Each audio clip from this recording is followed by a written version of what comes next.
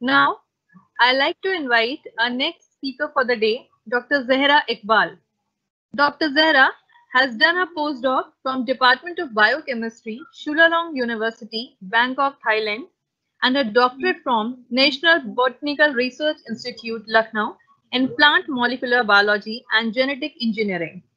Her area of specialization is in plant molecular biology and genetic engineering. She has number of publications in very reputed journals. We welcome you, ma'am, and request you to please share your thoughts. Okay, so let me start with the presentation here. So, as told already, I am Dr. Zehra. I work on CAMTA transcription factors in Gossypium species, which is also known as cotton. So, the topic of today's presentation is genome-wide comparative and evolutionary analysis of CAMTA family in Gossypium species. So, for coming into the introductory part, let me tell you about the Gossypium species, which are cultivated mostly in India, which includes Gossypium hirsutum, Barbidens, Herbaceum, and Arboreum. So as you can see here, the ploidy levels are also mentioned, which shows that the species have 2N diploid genome with them. So next, I would like to tell everybody the different developmental stages of cotton fiber development. So as you know that the cotton which we use in India is basically the fibers of the cotton. So the analysis part starts from the very beginning from -1 dpa. Now dpa is day post anthesis. Even when the flowering stage starts, the fiber development starts and it continues up to 50 dpa. So here, as you can see, this is the scanning electron microscopy of different fiber developmental stages. This shows that even before the flowering, the fiber initials are present at -1 dpa. This includes till like second dpa, the fiber initial starts increasing in number and in length. And as the dpa increases, the fiber initials also increases in length and they start budding out. With 19 and 25 dpa, we have the whole mature fiber initials, which is finally woven into cloth or whatever purpose the cotton is used for. So next, this is the 50 dpa cotton fiber that is used basically for the textile industry. So next, coming on to the transcription factor in for which I'm doing the study is it's CAMTA, calmodulin binding transcription activator. So let me tell you a brief history of how CAMTA works. So whenever there is any biotic or abiotic stress or a developmental signal perceived by a plant cell, there is a rapid and transient increase in calcium ions. So this increase in cytosolic calcium ions is sensed by a number of calcium sensor molecules such as calmodulin, and then this calmodulin in a calcium dependent manner regulates several transcription factors resulting in gene expression and drawing an appropriate response by the plant.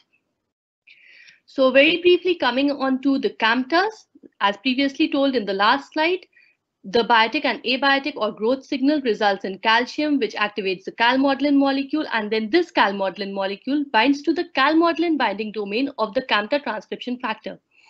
The most important factor involved with this CAMTA transcription factor is the domains. This is the CG1 domain, which is implicatory to be had by this transcription factor. CG1 domain is a unique DNA binding domain, and for any transcription factor to be characterized as CAMTA, this CG domain, which is CG-CG or CG-TG, should be present. The other is the transcriptional activation domain, which is responsible for the transcription. The TIG domain, which is responsible for non-specific DNA interactions, and chirin, which is responsible for protein-protein interaction, and of course, the calmodulin binding domain, which results in the calcium calmodulin binding to the transcription factor and resulting into the eventual activation of this transcription factor, withdrawing the response. And since CAMTA is a transcription factor, it is generally localized into the nucleus. So for cotton, I took 3 species, that is Gossypium arboreum, Ramundi, and Herbaceum for the study, and found that in Gossypium arboreum, 6 camptas were present, Gossypium ramundi 7, and Gossypium herbaceum 9 camptas were present. Along with them, their cotton IDs and chromosomal locations were also studied. And all of them were found to be localized into the nucleus. Next, as told in the previous slide, that campta have unique domains. These were searched for the domain organization for the presence of CG1, TIG, and enchirin, and all the Gossypium camptas were found to contain the obligatory campta binding domains. So for campta, calmodulin is very necessary molecule, and when the conservativeness of calmodulin molecule was seen in different camptas in comparison to the Arabidopsis campta, they were found that the calmodulin domain is highly conserved in cotton camptas. Even when the peptide amphipathic molecule was drawn, it was seen that the calmodulin has an amphipathic nature in Gossypium species, which corroborates its role with the Arabidopsis campta.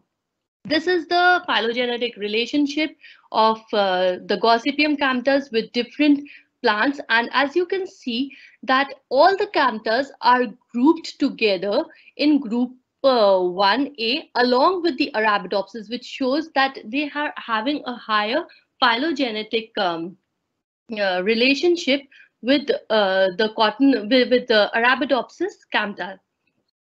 And one more interesting finding was that the Gossypium is highly similar to Triobramma cocoa, which is also shown by this phylogenetic analysis. And both these species, that is cotton and Triobramma, belong to Malvaceae, and so they are grouped together. So this is the phylogenetic relationship of different cotton camptas among themselves, showing the exon-intron organization and the motifs present in them. All the cotton camptas were found to have similar kind of exon-intron and motif organization amongst themselves.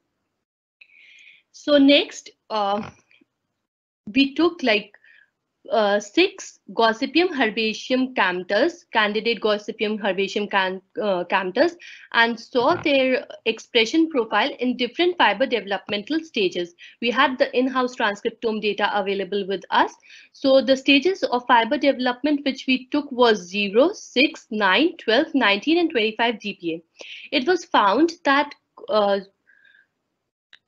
GH campta 7A was highly expressed in the later, initial stages of fiber development, whereas Gossypium campta 2A.2 was highly expressed in the later stages of fiber development. The other camptas, that is 3D.1, 4D, and 5D.1, were expressed to a significantly lower levels in different developmental stages of fiber. So this is the correlation expression network of the 2 highly expressed campta. Firstly, we will be talking about campta 2A.2. These were the positively co-expressing genes which were related to 2A.2 campta, and these were the negatively co-expressed genes which were correlated to campta 2A.2. The regression were taken as highly significant, that was 0.95. So these positively co-expressed genes were further plotted for the expression profiles at different DPA, and it was shown that at all the DPAs, these positively co-expressed genes had a similar kind of expression profile. For the negatively co-expressed genes, the negatively co-expressed genes were highly expressed at 5 and 10 DPA in comparison to the positively expressed genes. When these genes were analyzed for their pathways, in which pathways they were involved, so it was found that these genes were mainly involved in developmental or stress-related pathways. Moreover, the 1000 base pair upstream region of these positively or negatively co-expressed genes were also searched for the presence of CAMTA recognition motif, as told before, CG-CG or CG-TG, and it was found that the positively and the negatively co-expressed genes had a higher frequency of the CAMTA recognition motif in comparison to the random set. The similar study was also conducted with CAMTA7A, in which the positively co-expressed genes were almost similarly expressed in different fiber developmental stages, but the negatively co-expressed genes in comparison to the 2A.2, they were highly expressed in the 10th DPA stages. Also, these genes were also reported to play a role in developmental and stress biology. Again, the positively and negatively co-expressed gene had a higher frequency of CAMTA recognition motif in their promoter region in comparison to the random set of genes. To further corroborate our study, what we did was we plotted the correlation expression coefficient with different fiber-related parameters, which included fiber strength, fiber length, micronair, uniformity ratio, ball number, and ball weight. Now, ball is a structure from which the fiber initiates, like you take out the fiber from a ball when it erupts. So for the two highly expressing CAMTAs, that is 2A and 7A, the regression was found to be significant in terms of fiber strength, indicating that probably these two CAMTAs are playing good role in imparting fiber strength in Gossypium species. The other CAMTA, that is the lower expressing CAMTA 3D.1, had a significantly lower regression coefficient with different fiber related traits. So this CAMTA was seen as not a candidate gene. However, CAMTA 2A.2 and 7A were seen as a candidate gene in fiber strength. So further, with QRT-PCR at different fiber developmental stages of cotton CAMTA, the expression profile of 2A.2 and 7A and the lowest expressing CAMTA 3D.1 was observed, and it was seen that CAMTA 2A.2 was highly expressed in the later stages of fiber development, and CAMTA 7A was expressed in the initial stages of fiber development, which was also corroborating our in-house transcriptome data. However, the least expressing cotton CAMTA did not expressed highly in any of the tissues. However, it was significantly declined as the fiber developmental process progressed. So very quickly coming on to the conclusion, the study comprehended the underpinning molecular, biochemical, and physiological aspects of CAMTA in developmental regulation, perhaps proposing the role of CAMTA in fiber development. And the study also provided an insight of CAMTA by modulation of different hormonal and signaling pathways. I thank the whole team of NIT for giving me this opportunity to present. Thanks a lot. I'm highly thankful to Dr. Zehra Iqbal, ma'am, for her valuable lecture in the field of genetic engineering and plant biotechnology. And I firmly believe that this lecture would definitely help our young biotechnologists as well as other participants in enhancing their research and academic capabilities, especially in the field of biotechnology. And also it will definitely help them to explore more in this area. Thank you so much, ma'am, for your insightful lecture and your presence in our international conference. Thank you so much. Thank you so much. I'm happy to take any questions if there are any. I would like to ask audience if they have any query, they can type in the comment box and we'll get the issue resolved. Thank you so much. Thank you so much. Thank you so much.